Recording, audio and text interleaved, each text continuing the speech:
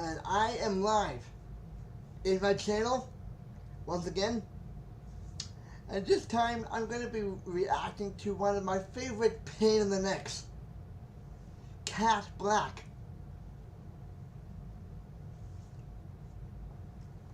As you can see, as you can see, she is a pain in the neck, but she is my favorite. As you can see, she is my favorite. As you can see, she is a pain in the neck. And I like her a lot, so let's get this going.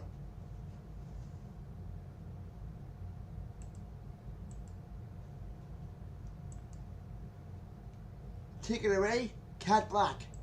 You know, I wasn't going to talk about this because I know that some of y'all get twiggered, okay? But let's talk about this. Let's wake this up a little bit. I get immense egg vibes from this video, but I think I get those vibes because I've dealt with a lot of people like this in my life over the years, and most of these people are transgender women. There's a certain type of outwardly presenting homosexual man who has, at some point in his life, very seriously considered whether or not he may be transgender, right? And some of this comes from growing up in a situation where their own gender nonconformity is something that may encourage some of the people around him to maybe suggest that he transition, and it gets into his head and he questions whether or not he should. But because he comes from like a very binary black or white sort of background,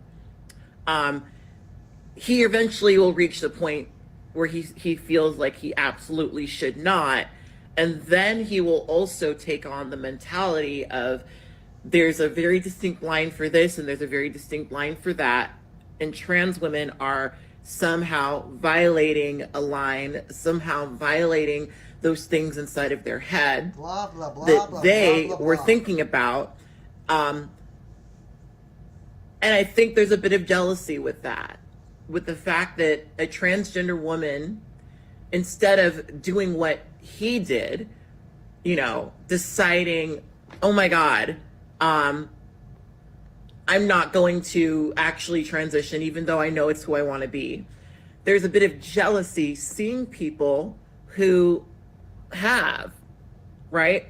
And so these people end up being the kind of people who endlessly attack transgender people whenever they have the opportunity to. So these are the kind of people who will out you, right?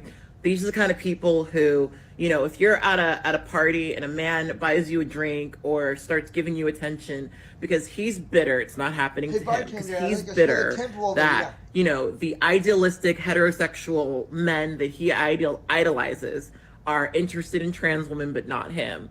He's going to be the guy who, you know, whispers, oh, you know, that's a man, right? Oh, you know, that's a man, right? Because these are people who are unhappy with themselves in a way that is very profound. And some of these people will eventually get to the point where they stop hating from outside the club. They go to a doctor, they get their little estrogen, and suddenly they've completely changed how they feel about everything, right? Some of them, but a lot of them won't. A lot of them will remain miserable. And do you know why this is really obvious to me? Because, you know, when I transitioned, I very briefly remember a time where I was very invested in other people's gender. I talk about this every time I talk about, you know, trans medicalists and things like that, because, and I think most trans people experience this, when you're happy in your gender, when you have transitioned or you have, you know, been in your path for quite some time, it becomes kind of hard for you to quite genuinely maintain that part in your brain that polices other people's gender. Because why would it matter? you are who you are, and you're no longer really dealing with, see, when you're somebody who is traversing gender, and you're somebody who is, you know, obviously in their own way representing gender nonconformity, you stand out, right? You stand out, and that is a constant thing that you are always aware of. um, and so whether you end up being a bitter gay dude or a, you know, true medicalist, true scum type person, you are always trying to police these very black and white ways of looking at things, because that's what's going on in your own mind. You know, it's not a coincidence that a lot of the trans women who come out and say, oh my God, you know, you have to look like this to be trans, you have to have these surgeries to be trans. Really? It's not a coincidence that those trans women tend to look a certain way, because these are people who are very intimately aware of how gender nonconformity makes their life less safe in some ways. And so you could either embrace that you're a man and not transition, and maybe have a bit of gender nonconformity, like long nails that you clack in front of the, you know, the camera or whatever. Blah, blah, blah, or blah, blah, you blah, can blah. be a transgender woman who that passes chit and chat is a gonna get you transsexual hurt. and all this bullshit, right? And that's kind of in their minds the two paths. And if you're not one or the other, you're a disruptor. And they're projecting society's issues with them onto other people.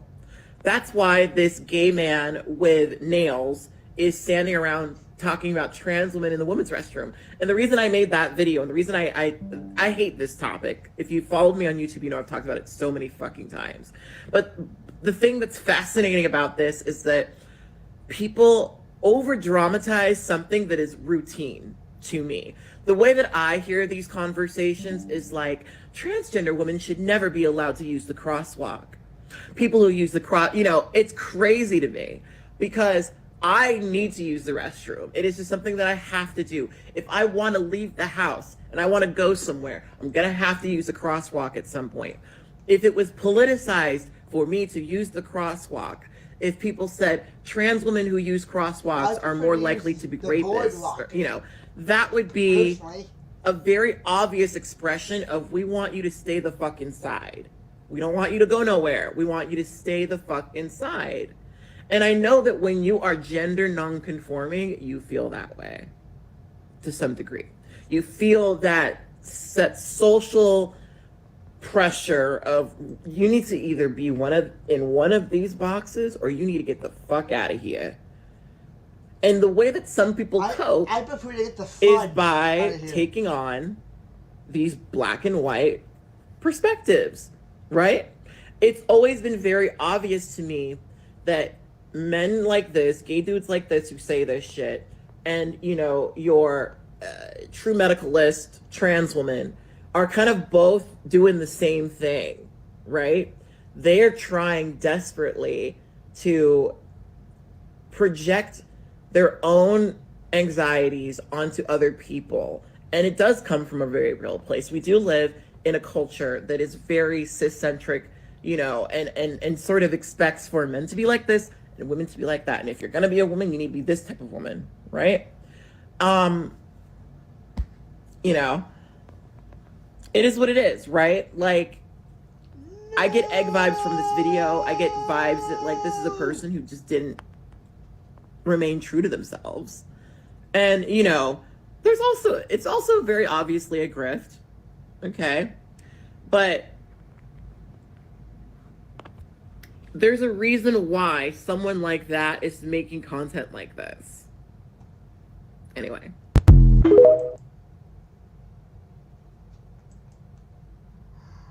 Okay. Let's just explain this whole thing here as I reset cat here.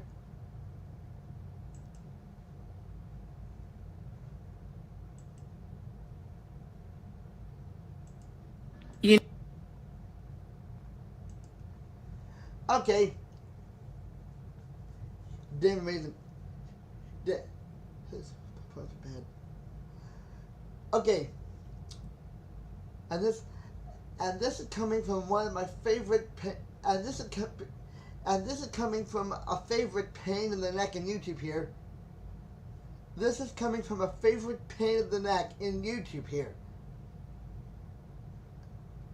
The points are shut off. The points are in. The points are bad. Good. The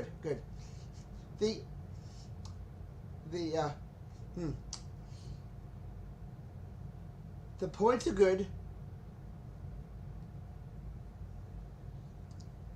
The attitude, I really like.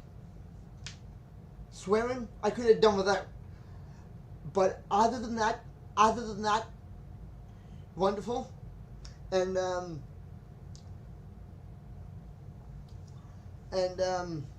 don't know what else to say here, but damn great video. And can't I be honest? Could I just be honest?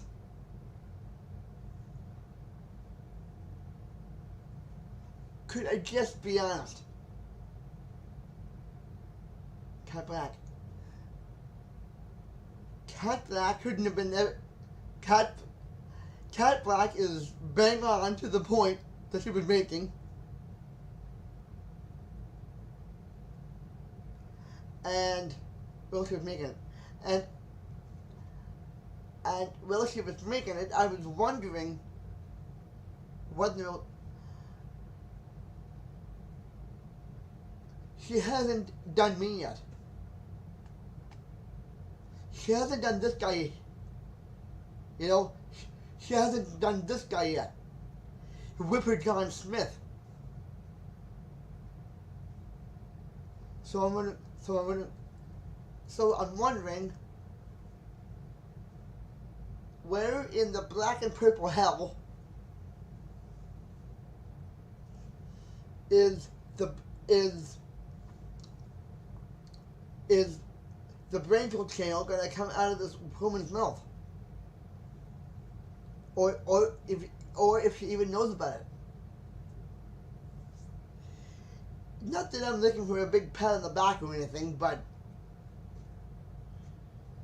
you know, like, I mean, come on, like I don't. Like I get it. She's famous. In fact, she's too famous. And some would argue why she's so ridiculously famous. Because, well, why do you think she's famous, she's pretty, and she's one of my favorite people on YouTube. Not to mention one of my favorite, not to mention my favorite pain in the neck. You know, right here. My favorite pain in the neck doing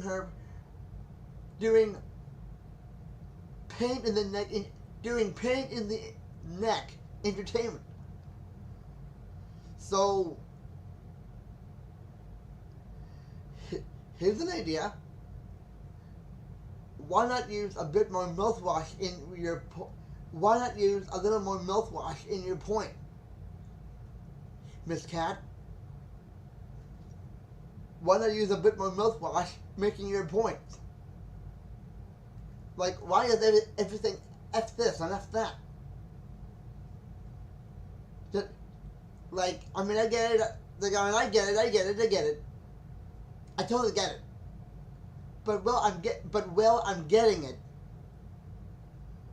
You could try to be more. What's a good rating I can give you?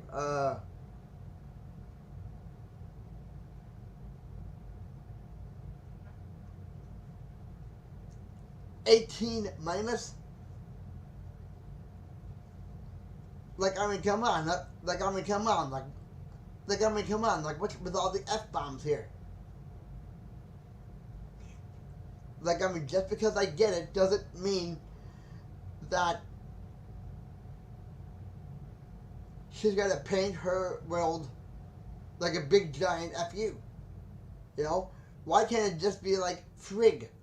Friggin'. Or something like this. Fluke Reynolds. Something like that. But anyway, wonderful video, Cat. And